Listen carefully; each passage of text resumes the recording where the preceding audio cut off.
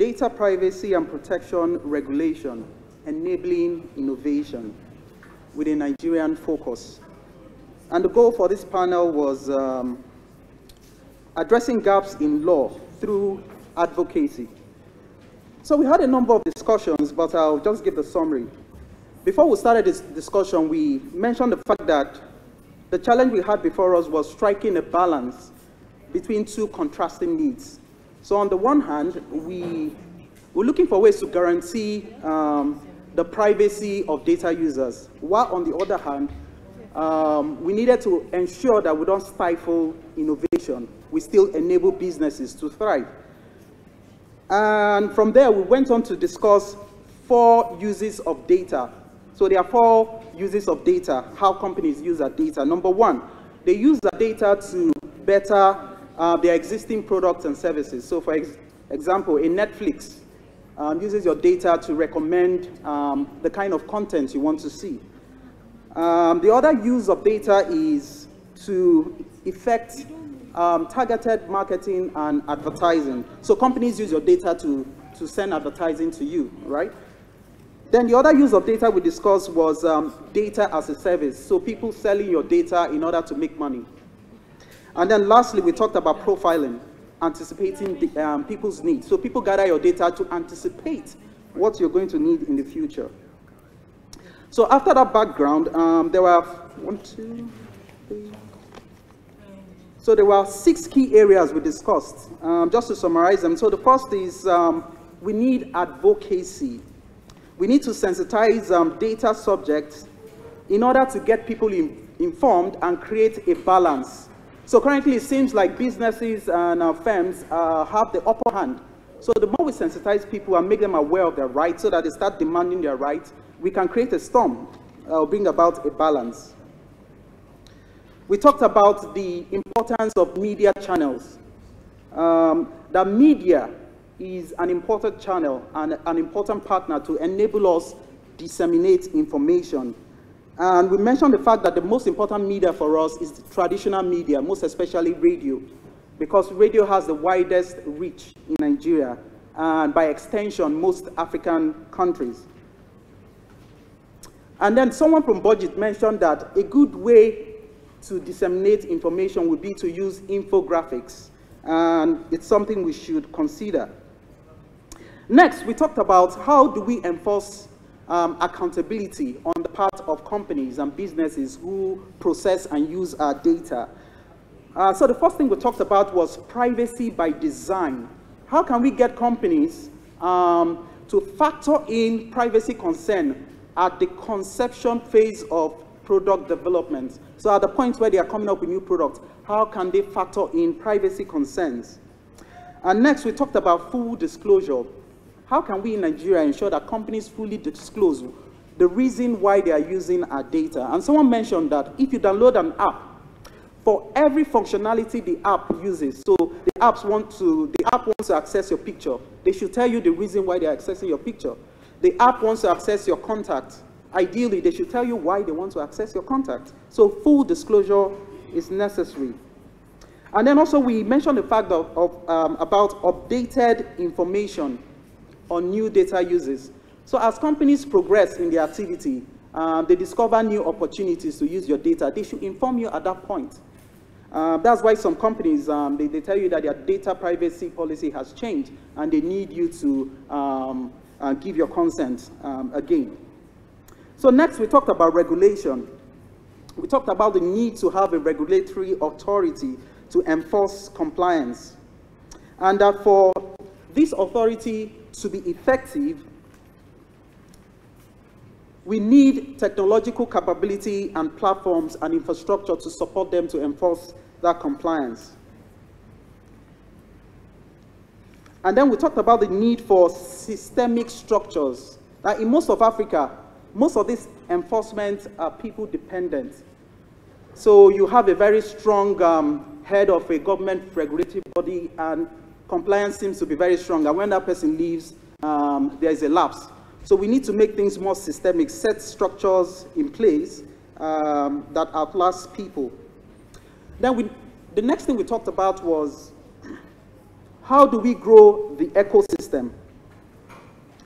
We talked about the need to build capacity in tech to dictate the tune. So currently, Africa, we don't have a voice because most of these technology platforms are developed by people from elsewhere.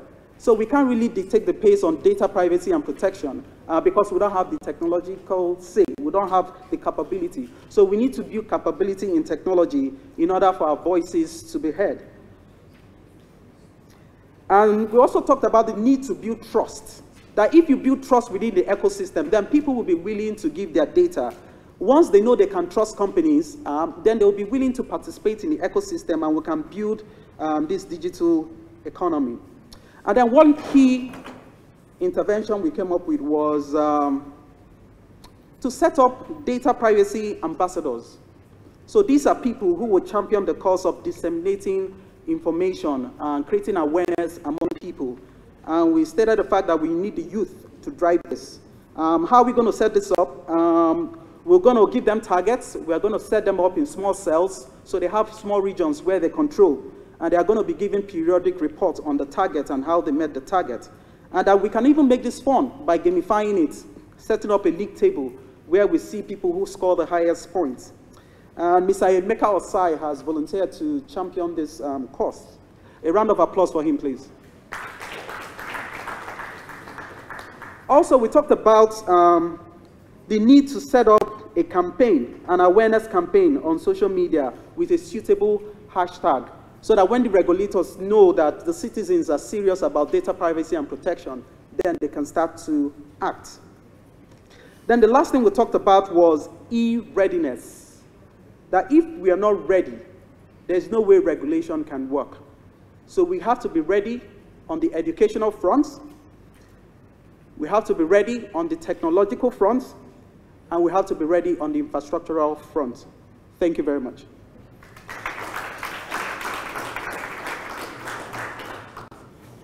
Okay, so let's welcome the second speaker, then we'll have questions.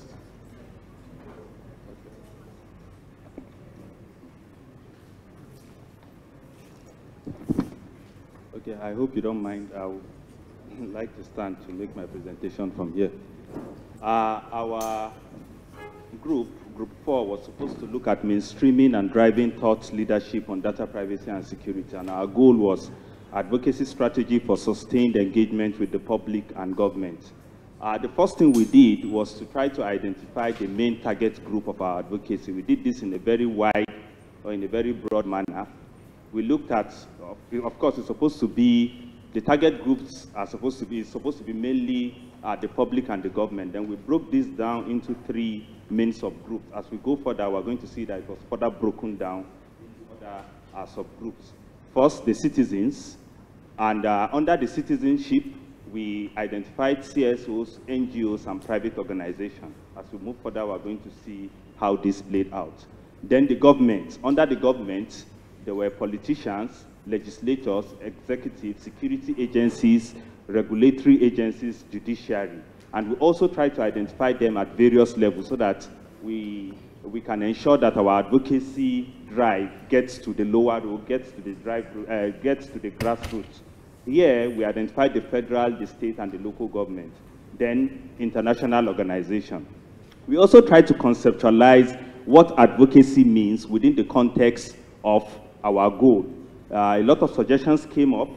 First, somebody said advocacy is all about lobbying, non-forceful lobbying or non-forceful drive towards a particular goal.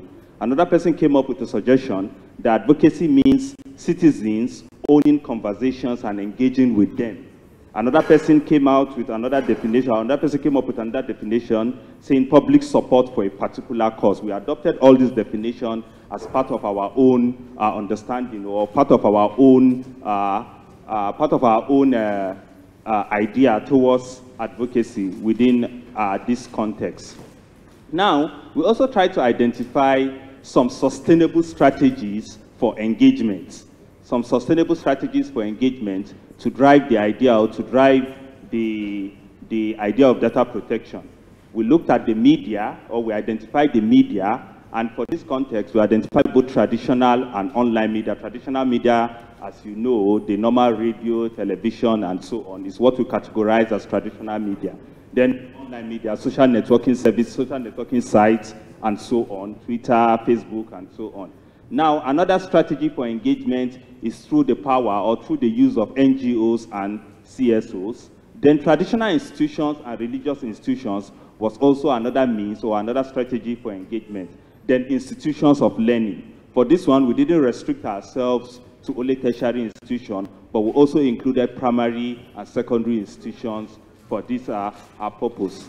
Now, in order to drive advocacy, in order to push for a message of advocacy, we try to divide this task into four. First, like I've identified before, we identify the target group, or we identify the target group. In this case, they could be the actors. They are the actors that will push for data protection. Then the message that is going to be carried out or that is going to be put forward by these target groups. Then we have partners of these particular target groups and the allies.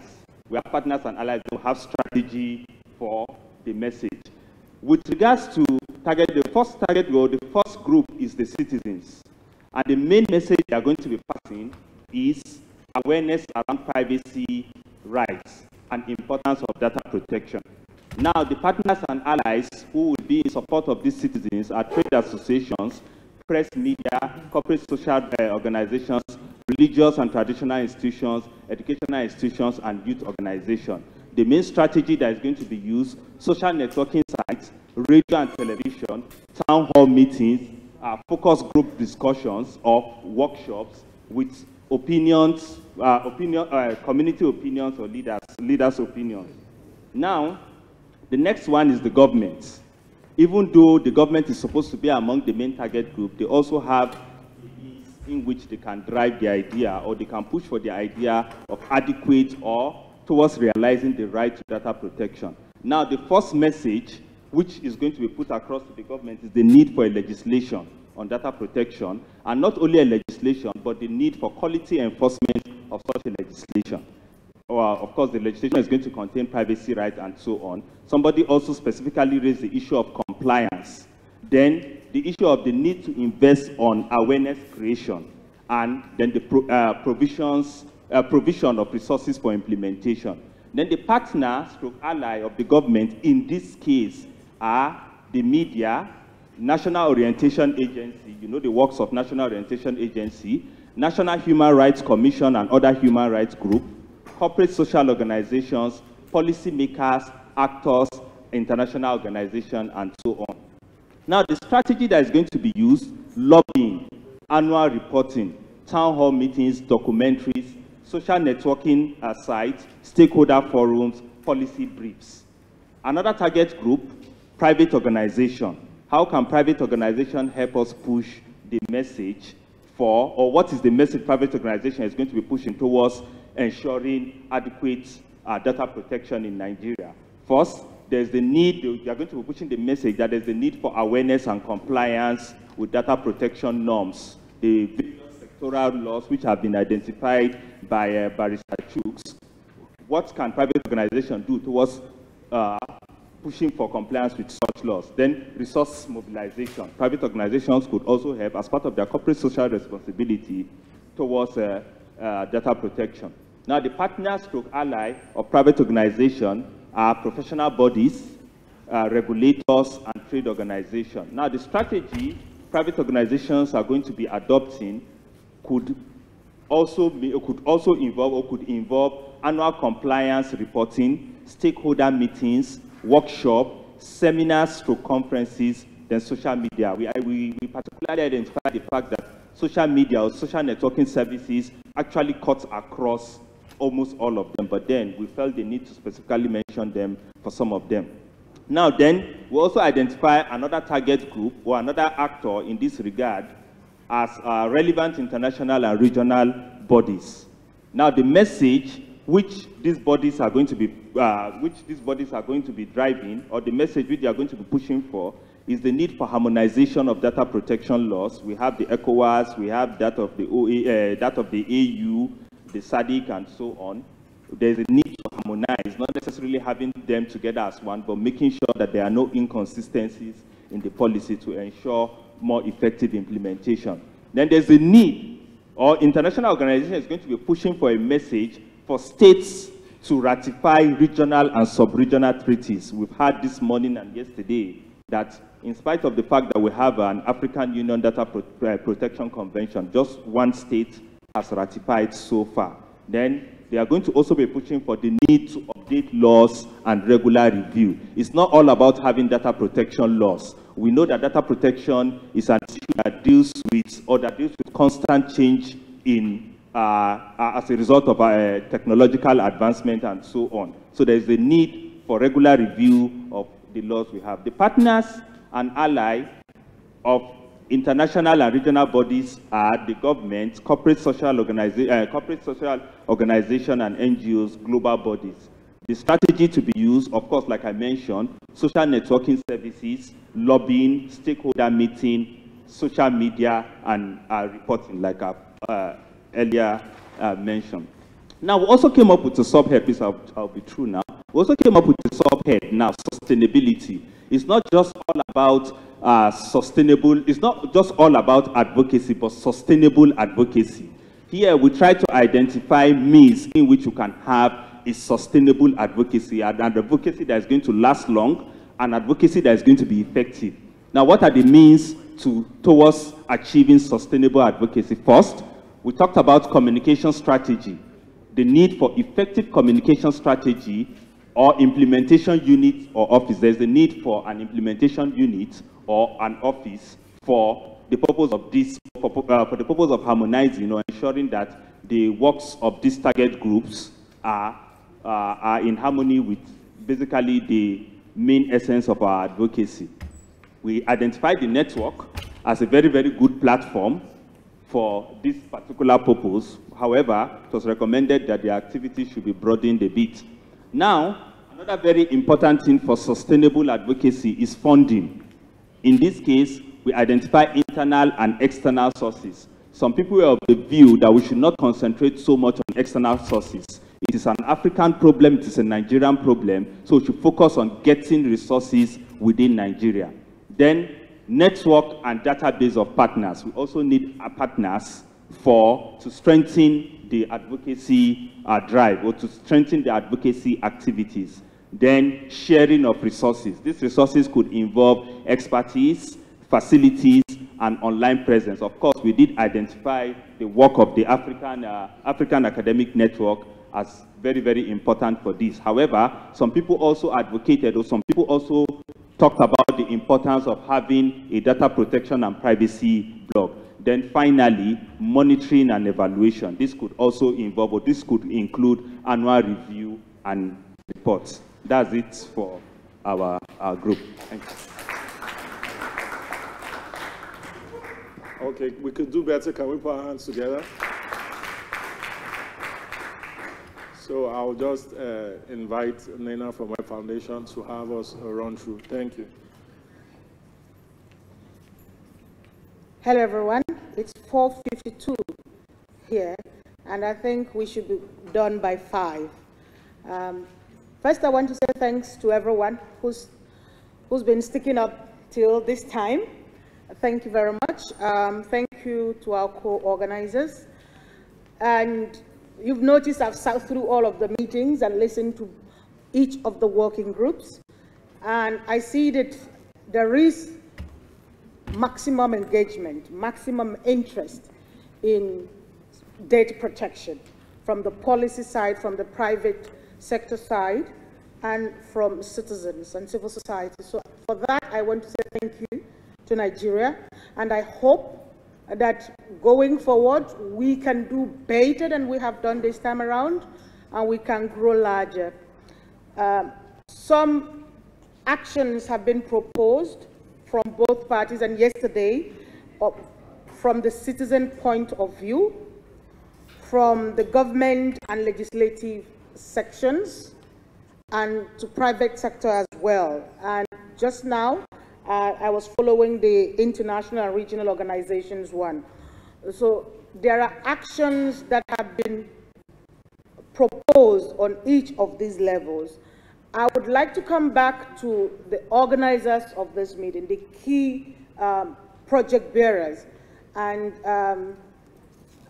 as organizations, hoping that we will synthesize all of that into 1 or 2 projects that in 2 years or in 1 year or in 6 months we can come back and report. Lanre has not asked me to remind us, but I'll remind us that he has requested for those who want to be part of this network to please put down their data. Yes, to be added to the database. That's the right word. Want to say a huge thanks to Paradigm Initiative, who's been supporting the Web Foundation and this. I think we'll do our best to share the photos. Some photos have gone online. Please feel free to share widely. We took some video interviews. We'll compile all of that and share with you. All of the documentation from these meetings, as from the Web Foundation side, is share alike. It's free licensing. So if anything comes out from here, I think all of us have part to it. It's for everyone. I want to thank Google also for having us here. And thank you to Lanre and his team. I am hoping that the African Academic Network on Internet Policy will, with the support from, of course, the rapporteuring team, finish the report as quickly as possible so that we can all get a look. I just want to put down one request, that we don't make it too verbose. Don't put chooks on that reporting team, because it's going to bring you 80 pages.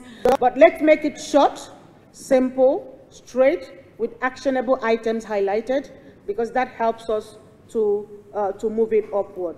Chooks, you've been very, very interesting in this. You could see that you've transmitted your passion for personal data. I want to thank those who came from Kenya, from South Africa, from Uganda, from Cote d'Ivoire, from all over. Thank you so very much for coming. I'm not very used to making long speeches because now I've got a lot of feedback from people who've been watching live streaming and telling me things I've said. I'm like, oh Lord. So finally, we want to say thank you to those who are watching us online, and please keep tweeting or data protection, data privacy, and get us the feedback.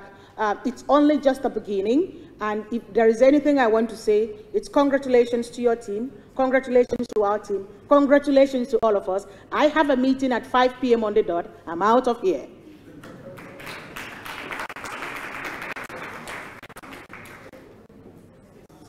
So with that said, I would like to draw this to a close and thank all of us for coming through. See you next time. Next time being soon online, being part of the committee, being part of the actors, being part of the influencers, being part of the ambassadors of this concept. Thank you. From all of us on the project side, we say thank you very much. So lastly, we have tea break, closing tea break, so we can have some tea and then network and close. Thank you.